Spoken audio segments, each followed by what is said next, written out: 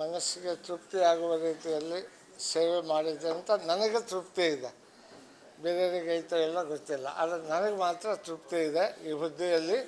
ಅದು ವಿಶೇಷವಾಗಿ ಪಿಟಿಷನ್ ಕಮಿಟಿಯಲ್ಲಿ ಬರ್ತಕ್ಕಂಥ ಬಡವರ ಪರವಾಗಿ ಇರ್ತಕ್ಕಂಥ ಅನೇಕ ಸಮಸ್ಯೆಗಳನ್ನು ಬಗೆಹರಿಸುವಲ್ಲಿ ನಮ್ಮ ಸಮಿತಿಯವರು ನಮ್ಮ ಜೊತೆಗೆ ಇದ್ದುಕೊಂಡು ಪ್ರಾಮಾಣಿಕ ಪ್ರಯತ್ನವನ್ನು ಮಾಡಿದ್ದೇವೆ. ಅದರಿಂದ ರಾಜ್ಯದಲ್ಲಿ ಅತ್ಯಂತ ಹಳೆಯದಾದಂಥ ಸಮಸ್ಯೆಗಳನ್ನು ಪರಿಹರಿಸಿದ್ದೇವೆ.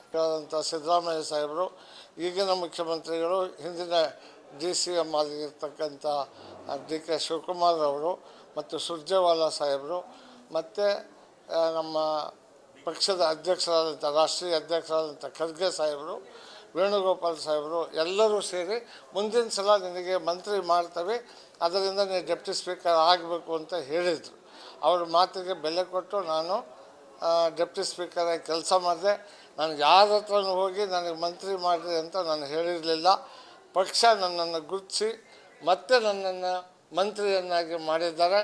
ಆದ್ದರಿಂದ ನಾನು ಪಕ್ಷಕ್ಕೆ ಋಣಿಯಾಗಿದ್ದೇನೆ, ನಮ್ಮ ಹೈಕಮಾಂಡಿನ ತೀರ್ಮಾನಕ್ಕೆ ಬದ್ಧನಾಗಿದ್ದೇನೆ ಎನ್ನುವುದನ್ನು ಈ ಸಂದರ್ಭದಲ್ಲಿ ಹೇಳಿ ಇವತ್ತು ನಾನು ಸ್ಪೀಕರ್ ಸ್ಥಾನಕ್ಕೆ ರಾಜೀನಾಮೆ ಕೊಟ್ಟಿದ್ದೇನೆ.